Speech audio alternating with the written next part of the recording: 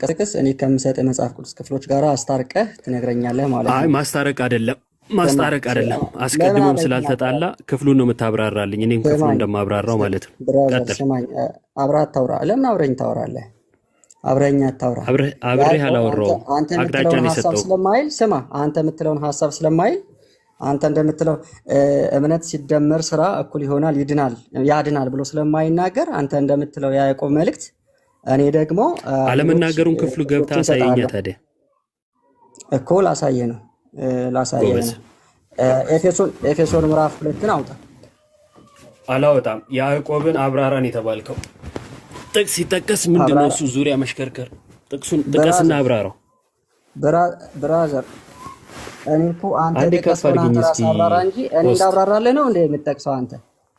እኔ የሰጠሁትን ማስረጃ ለጠየቀችን ጥያቄ ማስረጃ ልክ ካልሆነ እኔ እንዳብራራልህ ነው ወይ የጠቀስከው? አንተማ ለእኔ ምን ታብራራልኛለህ? አለማወቅህን ላሳየ ነው እንጂ ከፍ አድርግኛ እንደ እኔ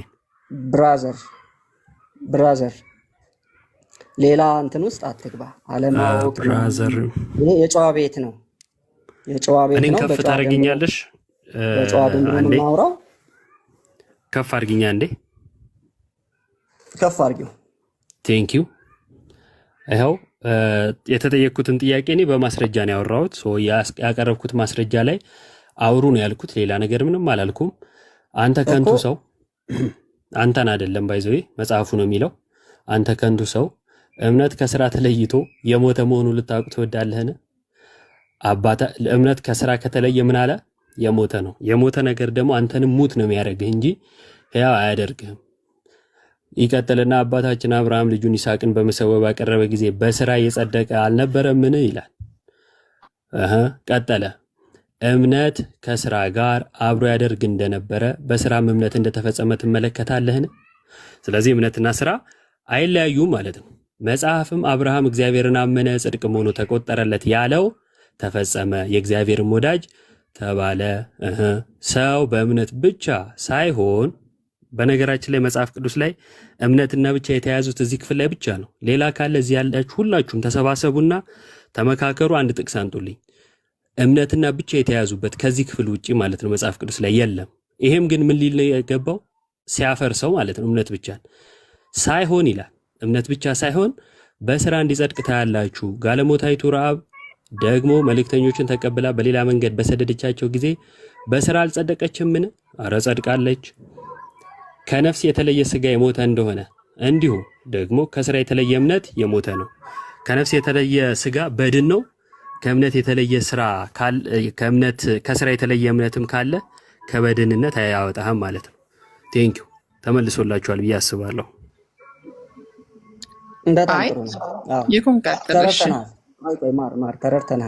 ተረድተናል።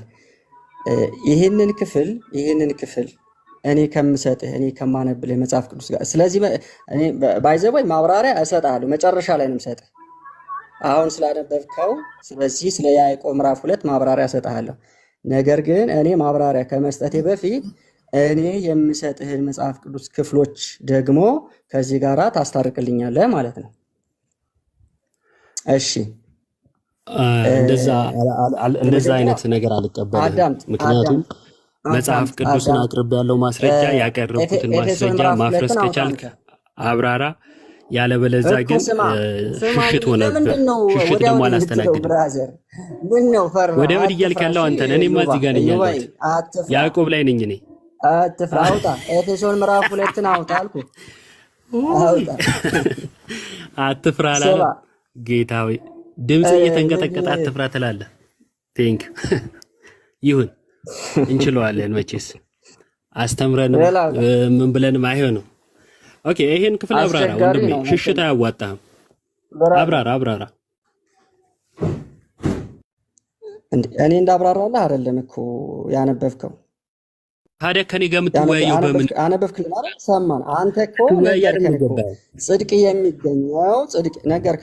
የሚገኘው እምነት ሲደመር በስራ እኩል ይሆናል። መጽሐፉን አብራራ ወንድሜ፣ መጽሐፉን አብራራ።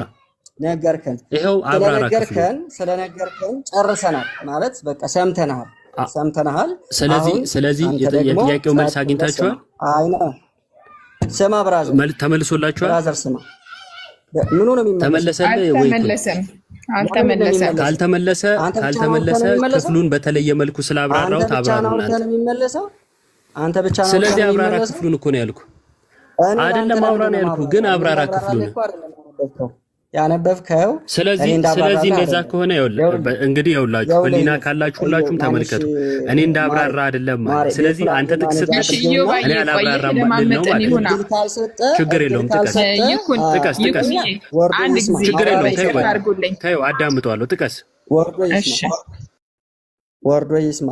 የማይሰማ ማያዳምጥ ከሆነ ማለት ነው። እኛ እሱን ብቻ ልንሰማ አይደለም፣ ልንወያይ ነው እዚያ ያለ ነው። ችግር ጥቅሱን አልኩ። አሁን የያዕቆብን መልእክት አንደኛ ሲጀመር ዶክትሪን ወይም የቤተክርስቲያን አስተምህሮ ከአንድ ቦታ ላይ አይመሰረትም ሲጀመርም ማለት ነው። አንድ እሱ ነው። ሌላው ደግሞ የያዕቆብ መጽሐፍ እሱ እንደሚለው እምነት ሲደመር ስራ እኩል ይሆናል ያድናል እያለ አይደለም። አውዱን የመጽሐፉን አጠቃላይ ሐሳብ ስናየው እሱ የሚለውን እያለ አይደለም። የሚለውን እያለ አይደለም። ይህንን ደግሞ መጽሐፍ ቅዱስ አሁን እሱ የሚለውን ያዕቆብ የሚል ከሆነ መጽሐፍ ቅዱስ እርስ በርሱ ይጣረሳል ማለት ነው። ስለዚህ እኔ ደግሞ ጽድቅ በእምነት ሲደመር በስራ ሳይሆን በእምነት ብቻ እንደሆነ ብዙ ቦታዎችን አውጥተን አብረን እናያለን። ኢዮብም አውጣ። ስለዚህ ቅድም ነግሬያለሁ። ኤፌሶን ምዕራፍ 2 አውጣና እናንብበው። ቁጥር 8 ላይ ጀምረን እናንብበው።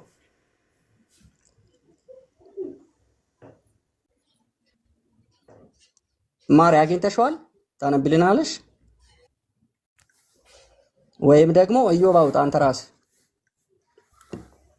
አይ ወንድም ያላወከኝም ማለት ነው። እሺ ቀጥል። ይሄን ነው አንተን ማወቅ አይጠበቅብኝም ብራዘር። እኔ አንተን ማወቅ አይጠበቅብኝም። እሱማ አይጠበቅብኝም ልታገኝ ስለማይችል። ምንድን ነው የሚለው? አሁን ሌላ እንትን ውስጥ አትግባ። ምንድን ነው የሚለው? ቃሉን ብቻ አንብብ። ምን እየጠየቀኝ ነው? አዎ ቃሉን ብቻ አንብበው። እሱን ነው አታውቅኝም ያልኩት። ቅድም እኔ ያዕቆብን አብራራ ስለ እንዳብራራ አይደለም ያልከኝ። ስለዚህ እኔም አላብራራም። እሺ አዳምጥሽ። ምንድን ነው የሚለው? ጸጋው በእምነት አድኗችኋልና ይላል። ይህም የእግዚአብሔር ስጦታ ነው እንጂ ከናንተ አይደለም፣ ማንም እንዳይመካ ከስራ አይደለም። አንደኛ ማስረጃ ሐዋርያው ቅዱስ ጳውሎስ ምንድነው የሚለው? ጸጋው በእምነት። ጸጋ ማለት ነፃ ስጦታ ማለት ነው። ይሄ ነፃ ስጦታ የተገኘው ደግሞ በእምነት በኩል ነው። ይሄም ደግሞ የሆነ የእግዚአብሔር ስጦታ ነው። በቃ ነፃ ስጦታ ነው፣ ከናንተ አይደለም፣ ከስራ አይደለም። ማንም እንዳይመካ ነው የሚለው። ማንም እንዳይመካ ከስራ አይደለም። በስራ እንደዳነ፣ በስራ ህይወትን እንዳገኘ፣ ጽድቅ እንዳገኘ ማንም ሰው እንዳይመካ አንደኛ ማስረጃ ነው ይሄ። ሐዋርያው ጳውሎስ ታስታርቀዋለህ። ወንጌላት ላይ ደግሞ ብንሄድ ጌታችን መድኃኒታችን ኢየሱስ ክርስቶስ ዮሐንስ ወንጌል ምዕራፍ 3 ላይ በእርሱ የሚያምን የዘላለም ህይወት አለው፣ የማያምን በአንዱ በእግዚአብሔር ልጅ ስም ስላላመነ አሁን ተፈርዶበታል። አየህ፣ ፍርድ የሚነሳውና ፍርድ የሚከናወነው የሚፈጸመው በማመንና ባለማመን መካከል ነው እያለን ነው። ስለዚህ ያዕቆብ ደግሞ ምን ይለናል ማለት ነው? አይ አይደለም፣ እምነትን ብቻውን ሳይሆን የሚያድንህ ስራ ጨምርበት ይላል እያለ ነው ደግሞ ኢዮብ ማለት ነው። ስለዚህ ወንድማችን ኢዮብ ከአውዱ ውጪ ከያዕቆብም ውጪ ሌሎችንም ማስረጃዎች እንደኔ 2-3 ቦታ እኔ ሌላም ልጨምርልህ እችላለሁ። ማስረጃዎችን ከያዕቆብ ውጪ ማለት ነው ማስረጃዎችን ጨምረህ ማብራሪያ ስጥ ለያዕቆብ መልእክት እና ከነዚህ መጽሐፍቶች ጋር አስታርቅ ከጳውሎስ ጋር ከጌታችን ትምህርት ጋር አስታርቀው። ሌላ እንትን ውስጥ እንዳትገባ። ጨረስክ? አዎ ይቀርታል። ጨምሬ ልጠይቅህ እንዳዳመጥኩ ያዕቆብ ያንተው ላይ አንድ ባንድ ቀደም ጨምረህ ግዴ ኖርማል ካንተ ጋር ነው ሰተች ስለነበረ አሁን እሱ ይቀጥል ስላልሽ ከሱ ጋር ነው የምቀጥለው። እሺ አንቺም በተራሽ መግባት ትችላለሽ፣ ግን ተራ የሚባል ነገር አለ። ቴንኪው ስለ ቀናነት እህት አለም እንግዲህ ቅድም ያዕቆብን ጠቅሼ ነበረ። ስጠቅስ መጽሐፍ ቅዱስን እንጂ የግል ዲያሪን አልነበረም የጠቀስኩት። አብራራ ሲባል በአንገቴ ገመድ ብሏል። ስለዚህ እኔም ደግሞ ምን አሳያችኋለሁ ማለት ነው። በነገራችን ላይ በቀናነት እንደው ምን ታምናላችሁ ተብለን ብንጠየቅ እምነታችንን በደንብ አድርገን ለማሳየት እንችላለን። አሁን ይህን ርዕሱ እንዴት ርዕስ መሆን እንደማይችል እንኳን መጀመሪያ በአንዲት ቃል አሳይቼ ነበር፣ ጥቅስ ጠቅሼ ማለት ነው። እምነትና ስራ አይለያዩም። ይኸው እዚህ ክፍል ላይ እምነትና ስራ እንደማይለያዩ የሚናገር የያዕቆብ መልእክት አለ እና የያዕቆብ መልእክትን ጠቅሼ እምነትና ስራ አይለያዩ ብዬ ስናገር ጥቅሱን ከማብራራት ይልቅ እሺ አስማማልኛ ወደሚል ሄድ። ያ ማለት ምን ማለት መሰላችሁ? መጽሐፍ ቅዱስ ላይ ያሉትን ክፍሎች ተረድቶ አውዱን እያነሱ ከመናገር ይልቅ የሆኑ ቦታዎች ላይ ሄዶ መደበቅን አይነት ነገር ይመስላል። ለማንኛውም ክርስቲያናዊ መልሳችንን እናስቀምጥ። እኔ አንተን እስከ መጨረሻው አስጨርሼ በቃኝ ስትል ነው እኔ የገባሁት። እባክህ እኮ አልፈቅድልህም። ወደ ዋናው ወደ ርዕሱ አንተን ፈቃጅ ማናደረገ? እያስፈቀድኩ እኮ አይደለም፣ ስርዓት ይኑር እያልኩ እንጂ እኔ አንተን ጨርሰ በቃኝ ስትል እንደገባውብህ አንተም ስርዓት አድርገህ ስጨርስ ትገባለህ። ወደ ፖይንቱ ነው። በልበል። እኔ ፖይንት ስለጠበቅ አይደለም የሰማው መስማት ስላለብኝ ብቻ ነው እንጂማ የጠቀስከው ነገሮች ሁሉ እንደው ለማንኛውም እሺ ሚዩት አድርግና እኔ ልቀጥል። ሚዩት አድርገው አንዴ ወደ ርዕሱ እባክህ ሚዩት አድርገው። ርዕሱ ብራዘር አይደለም፣ ሚዩት አድርግልን። ቆይ ይኩን ያውራና ይጨርስና ታወራለህ። ይኩን እንግዲህ ጨረስኩ ሲለኝ ጠይቄ አስፈቅጄን የጀመርኩት። ስለዚህ በመሃል መግባት የለበትም። የሚረብሽ ድምፅ አለ አንቺ ጋር ነው መሰለኝ። ሚዩት አድርግልኝ። ቴንክ ዩ። ሁላችሁም በደንብ አድርጋችሁ ስሙ። ክርስቲያናዊ ነገረ ድህነትን በአጭር ደቂቃ አሳያችኋለሁ። መጽሐፍ ቅዱስ ላይ እምነት ያድናል የሚል ሰፊ ቦታዎች አሉ። እንደዛው ነው የምናምነው። እምነት ያድናል ማለት ግን እምነት ብቻ ያድናል ማለት አይደለም እና ብዙ ጊዜ እምነት ብቻ ለማለት እምነት ያድናል የሚሉ ጥቅሶችን የመወርወር አባዜ ብዙ ሰዎች ጋር እናያለን። አዎ እምነት ያድናል። እምነት ያድናል ማለት ግን እምነት ብቻ ማለት አይደለም። ግን ደግሞ እኔ ላብራራላችሁ ኤፌሶንን ወንድማችን የጠቀሰውን ማለት ነው። 2 እንደዚህ ይላል፣ ጸጋው በእምነት አድኗችኋልና ይህም የእግዚአብሔር ስጦታ ነው እንጂ ከእናንተ አይደለም። ማን ያዳነን? ጸጋው በምን? በእምነት በመቀበል ድናችኋል፣ ከእናንተ አይደለም። እውነት ነው።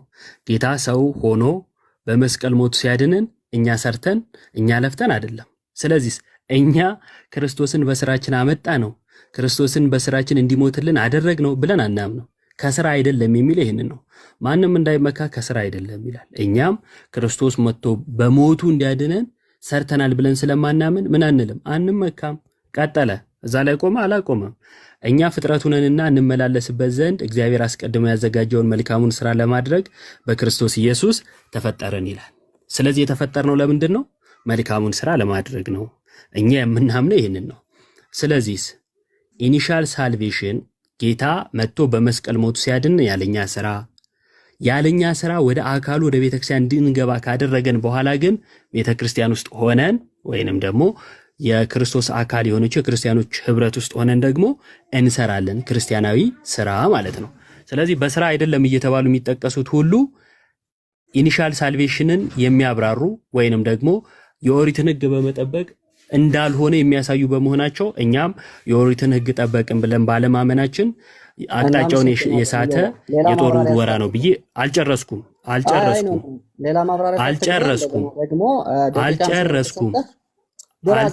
ወንድም አለ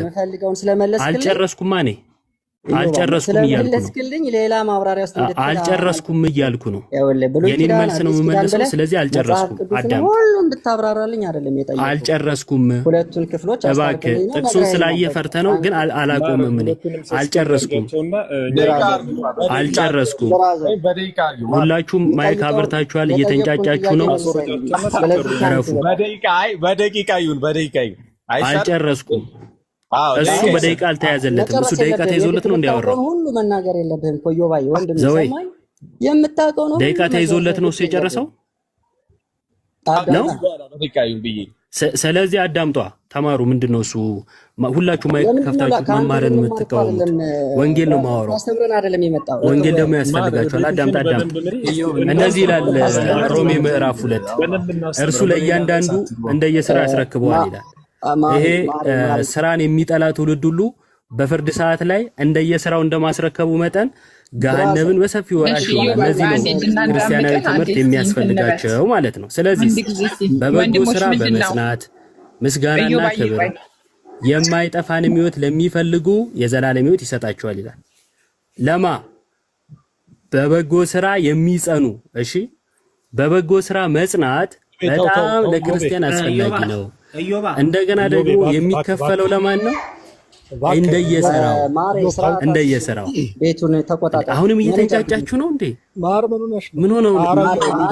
ማኔጅ አድርገው። እኛ እሱ ሊሰብከን አይደለም፣ ሊሰብከን ሊያስተምረን አይደለም። አንድ ጊዜ ይቅርታ። እሺ ደቂቃ እንያዝና እናውራው። ኢዮብዬም አረዘም ፈልካ አይሆንም።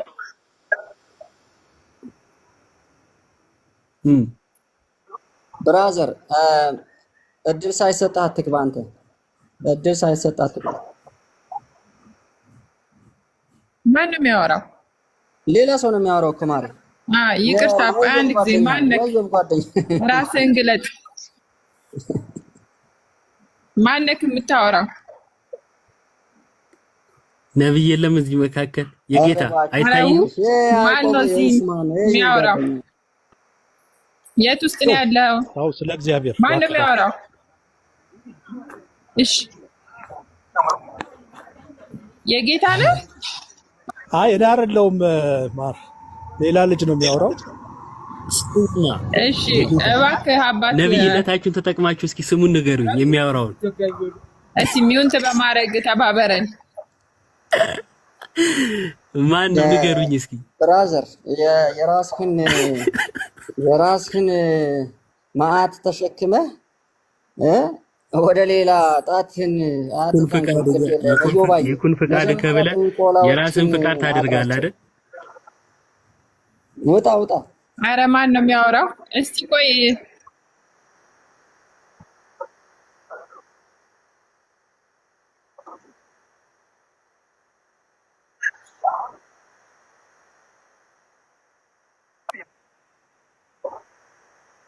አረ ማሪ ቆይ አንድ ጊዜ። እሺ አባፍቃ ምክርን ተቀብለናል። በጌታ ፍቅር ወረድ። ቀጥል ወንድም አለ። ስበካቸው። ከኢዮብ ጋር ሆኖ ይማሩ። እዛውና ስበካቸው። ኢዮብን አውርጁ። ይሰበክነ አይደለም መጀመሪያ ወንጌል ከኢዮብ ጋር ሆኖ ነው የሚያወራው አልኩሽ። አይ በቃ ማሪ ኢዮብ ሀክ አድርጎናል። ኢዮብ ነው ሀክ ያደረገው። እንዴት ነው የማወርደው? እስቲ ንገሩኝ።